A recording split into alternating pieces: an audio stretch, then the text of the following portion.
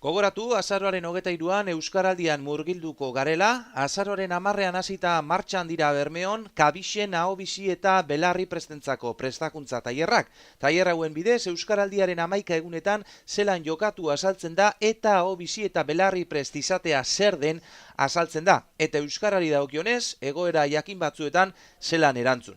Urrengo saioa azaroaren 21ean asteazkenean izango da, betiko moduan Kabixen 6:00 7:30 eta azaroaren 23an hasiko da Euskaraldia.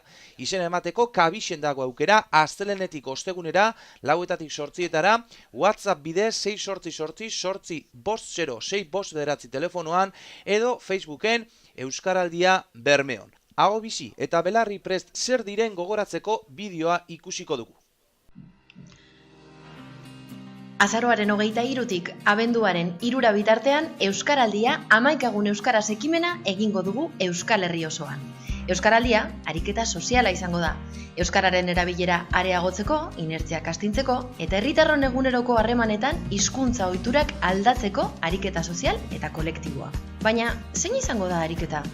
Hasi aurretik galdera batzuk egingo dizkizut. Zure ingurukoekin zein hizkuntzatan aritzen zara? Senide, lagun, lankide eta herrikideekin zein da erabiltzen duzun hizkuntza? Badakizu zure inguruan zenbat lagunek ulertzen duten euskara? Uste duzuna baino jende gehiagorekin egin dezakezu euskaraz. Noiz egingo da Euskaraldia?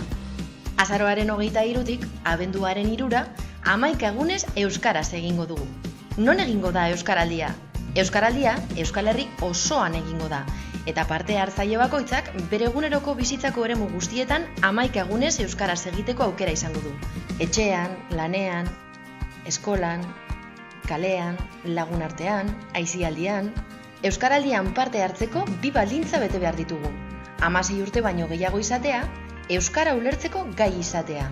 Nortzuk izango dira ariketaren protagonistak? Ahobizi eta Belarri prest. Ni ahobizi izanen naiz. 11 egunetan euskara ulertzen duten guztiei euskaraz eginen diet, edo non eta edo noiz. Ahobizi edo Belarri prest ikurra daramaten guztiekin euskaraz arituko naiz. Ikurrik eramaten ez badute ere euskara ulertzen duten guztiekin euskaraz eginen dut. Batzuetan ez dut jakingo parean dudanak euskara ulertzen duen. Ezagutzen ez ditudan guztiei ere euskaraz eginen diet lehen hitza. Gerta daiteke solaskideak euskaraz zein erdaraz erantzutea. Berdin dio, ulertzen baldin badu euskaraz eginen dio. 11 egunetan ahobizi ikurra eramango dut gainean. Ni Belarri prest izango naiz. 11 egunetan nirekin euskaraz hitz egitera gonbidatuko ditut mintzakideak. Elkarrizketaren edo egoeraren arabera, nik euskaraz edo erderaz erantzungo dut, baina niri beti euskaraz hitz egiteko eskatuko diet ingurukoei. Euskaraz ulertzen dut eta. Nik ere 11 egunetan Belarri prest ikurra eramango dut soinean. Orduan, ahobizi edo Belarri prest izatea ez dago hizkuntza gaitasunari lotuta. Ez, euskaraz ondo moldatzen den herritarra Belarri prest izan daiteke. Eta aldiz, euskaraz ondo moldatzeko bidean dagoenak ahobizi izatea erabaki dezake. Ariketa da gakoa. 11 egunez ulertzen duten guztiei euskaraz egiteko prest eta gogoz altzaude? Hala bada, ahobizi izan zaitezke.